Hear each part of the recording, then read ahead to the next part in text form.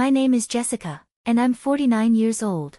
I've been married to my husband, Ethan, for 20 years. Since our son left for university out of state last year, I've had more free time. To help with our son's expenses, I took on a part-time job, even though I'd been a stay-at-home mom since he was born. At first, the transition was tough, but lately, I've started feeling more fulfilled. My opinions are valued at work, and I finally feel like I'm making a real contribution. Hey, Ethan, guess what? I'm getting a small raise, I said cheerfully, proud to have my hard work recognized. Ethan, who was lazily watching TV, barely reacted. Then, out of nowhere, he asked, "So, are you saying you can live on your own now?" What? I asked, confused, wondering if I'd misheard him. "It's perfect timing, I've been meaning to tell you." Ethan turned to face me, and the smirk on his face filled me with dread. "I've got a cute girlfriend now, I don't need you anymore." I stood there, stunned, unable to process his words. "Get the divorce papers and the marriage certificate from City Hall tomorrow," he added casually. It was so sudden that I couldn't comprehend what was happening. "What do you mean?" I asked, my voice trembling. Slowly, the reality dawned on me. He had found someone else and wanted a divorce to marry her. My body began to shake as the situation sank in. Seeing my reaction, Ethan sneered, "I can still live as a man. Unlike you, who gave up on being a woman a long time ago. It's been ages since we've been together in that way. There's no point in staying married." His words were both hurtful and outrageous. Yes, it's true that we haven't been intimate in a long time, but it's not because I gave up on being a woman. On the contrary, I've simply lost interest in a middle-aged man in his 50s with extra weight. Suddenly, a mix of anger and absurdity made me laugh out loud. "You're tired, busy, or it's just too much trouble. That's what you always said whenever I tried. And now, you want to act like you're some kind of romantic hero? That's hilarious."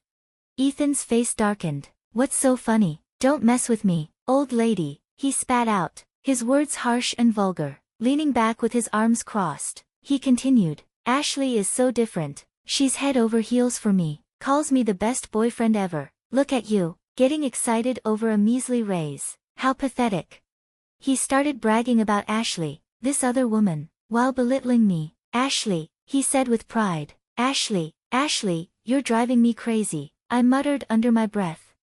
Ethan beamed as he shared more about Ashley. "She's in her mid-20s, works in the nightlife scene, and she's pregnant with my child." The thought of a man with a nearly 20-year-old son having a baby with a woman barely older than their child made me feel sick. "In life, you need love," he continued. "Not with someone cold and hardened like you, but with someone like Ashley, fresh, young, and full of life. That's what makes life worth living."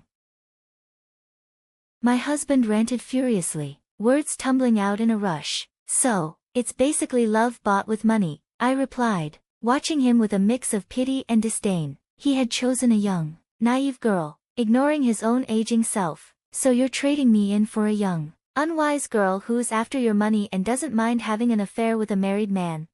At that, he exploded, his face twisting with anger. "It's not about money, it's about love," he shouted, his voice rising in fury. "I'm serious. I need to marry Ashley as soon as possible and reassure her. You pack your things and get out." His self-centeredness left me speechless, and I felt a mixture of disbelief and absurdity. This was the same man who hadn't spoken the word love to me in ages, yet now he was throwing it around as if it meant something. I was certain that, in time, his feelings for Ashley would fade just as they had for me. The harsh words he was hurling at me now would eventually be aimed at her. "Pathetic," I muttered, my voice dripping with contempt. "I should have seen it before we got married. I did all the housework, raised our son alone, and you never lifted a finger, just criticized me for what I didn't do perfectly. Not once did you offer a word of appreciation, let alone love. And now, after all my efforts, you're throwing me away for someone younger. It's hard to believe you're in your right mind." But Ethan merely scoffed, dismissing my words as bitter resentment. "Fine," he said coldly. "We'll fill out the paperwork on my next day off. Have everything ready." With that, he stormed off and locked himself in the bedroom. The days that followed were sleepless, my nights filled with tears of frustration. Yet, outwardly, I pretended everything was fine. On his next day off, Ethan invited Ashley to our home. "Hi there, Ethan's old wife. I'm here to help with the paperwork." she said with a smirk as she sauntered in, making herself at home on our sofa. She crossed her legs arrogantly, her confidence radiating from her every move. She was as Ethan had described, smooth-skinned, younger, with an air of superiority. Her garish makeup and the overly revealing outfit, with its dangerously low-cut neckline and a skirt so short it was almost laughable, screamed of her profession in the nightlife. But as I observed her, I could tell she didn't truly love my husband. If my instincts were correct, her motives were clear. Prepared for the inevitable, I faced her, not intending to resist but sensing something off about her demeanor. "Ashley, right? Did you start dating Ethan knowing he was married? Calling me an old wife suggests you're aware of our situation." She let out a loud, mocking laugh. "I'm not stupid, old lady, don't underestimate me. You're the one being dumped. I'm going to be Ethan's wife now. It's just how it is." Her smirk and condescending tone were infuriating. "Well, I'm glad you're so confident," I said coolly, revealing a small recorder in my hand. "I recorded everything you just said, so you do know that I can claim compensation from you, right?" Her expression quickly soured, and she turned to Ethan, whining, "Ethan, you said she wouldn't be a problem. This isn't what we agreed on." Ethan tried to soothe her. "Calm down, Ashley, don't worry, I've got it all under control. Don't get upset." "Ethan." "Ashley." I muttered in disgust as I watched their pathetic display. My husband then pulled out some documents. "Sign these divorce papers with the conditions we agreed on," he ordered, pushing the papers toward me. They outlined the terms for alimony and pension division. $30,000 to this old lady, that's going to cut into my share, Ashley snapped, her selfishness on full display. She repeated, "It'll cut into my share," without a hint of shame. I was convinced that Ashley's real target was my husband's inheritance from his father, which was currently being processed.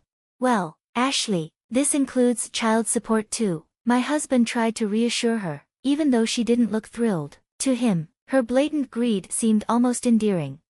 "So, it's like severance pay, expensive, huh?" I struggled to keep my anger in check as it reached its peak. Trusting my intuition, I said, "If you're willing to put these conditions in a notarized document, I'm fine with it. Also, I'd prefer the payment in a lump sum." I kept my response minimal, and my husband, aware that our conversation was being recorded, agreed to my terms. "Are you satisfied now?" I asked, turning to him. Meanwhile, Ashley, bored and impatient, urged us to finish the divorce proceedings. "Old lady, make sure you're out by the end of the month, okay? I'm canceling my current place. I'll submit the divorce papers as soon as the notarized document is ready." "I'll leave once that's done," I replied calmly. She grumbled with dissatisfaction but eventually left, knowing she'd have her way soon enough.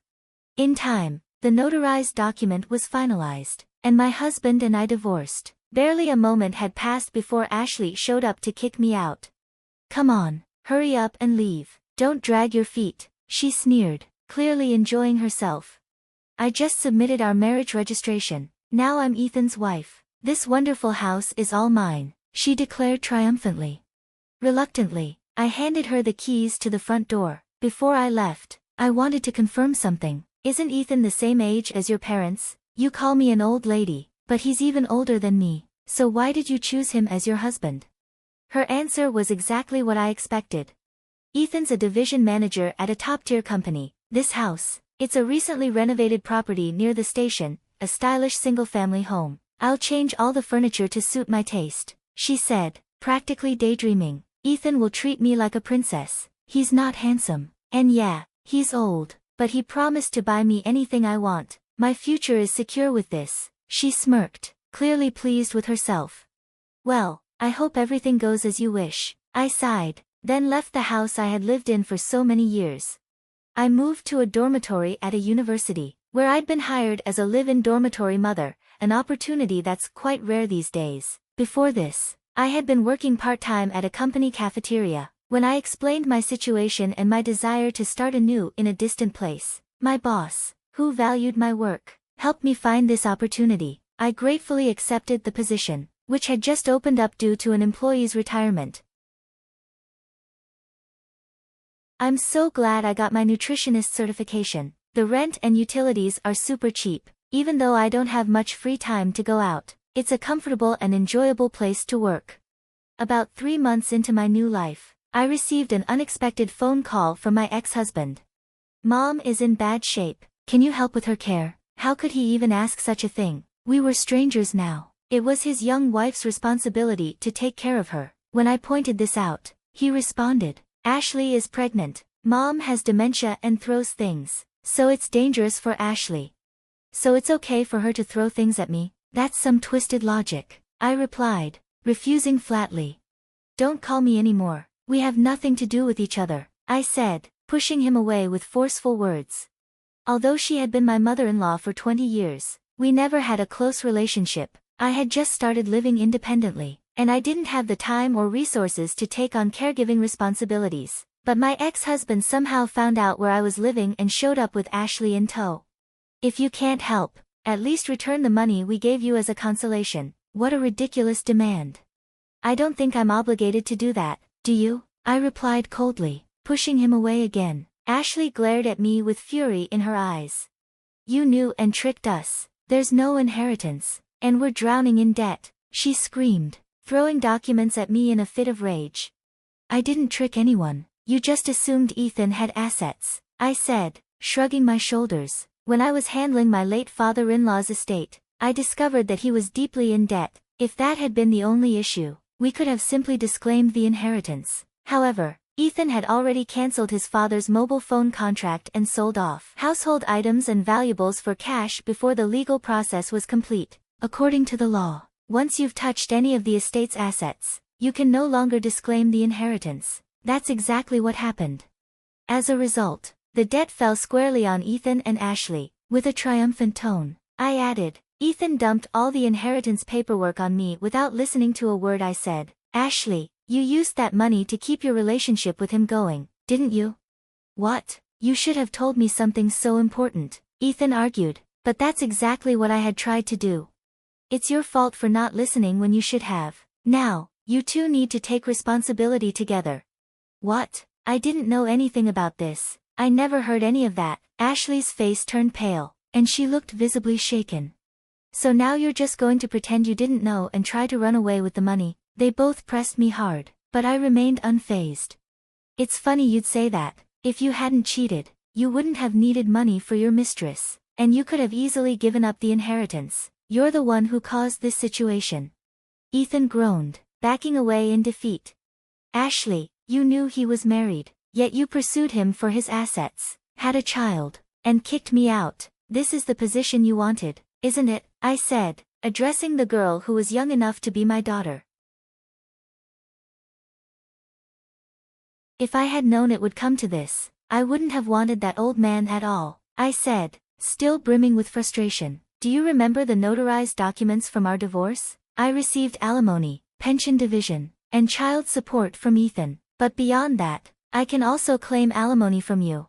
What? You're saying $230,000 isn't enough? You're so greedy, she shouted, her face flushed with anger and disbelief. I might have let it go if you had just left me alone. But with your demands for me to care for his mother and return the alimony, I've had enough. I informed her that I had recorded our divorce negotiations and was serious about pursuing further alimony. She fled without a word, her departure swift and panicked. I turned to Ethan, who was still standing there, looking lost. How can she run away like that in her last trimester? Is she really pregnant? And where is the so-called love now that she's gone? I asked, watching as Ethan gasped in shock. I was wrong. Please come back, he pleaded, his eyes filled with tears, his age showing all at once. No way, just leave. Jessica, my ex-husband sobbed. Despite his pitiful state, he didn't deserve any sympathy given his past actions. As I had anticipated, the woman disappeared, leaving only a divorce notification behind. It seemed her pregnancy was a lie as well. My ex-husband was left to deal with his debt and care for his mother alone. And he soon began to deteriorate from stress and overwork.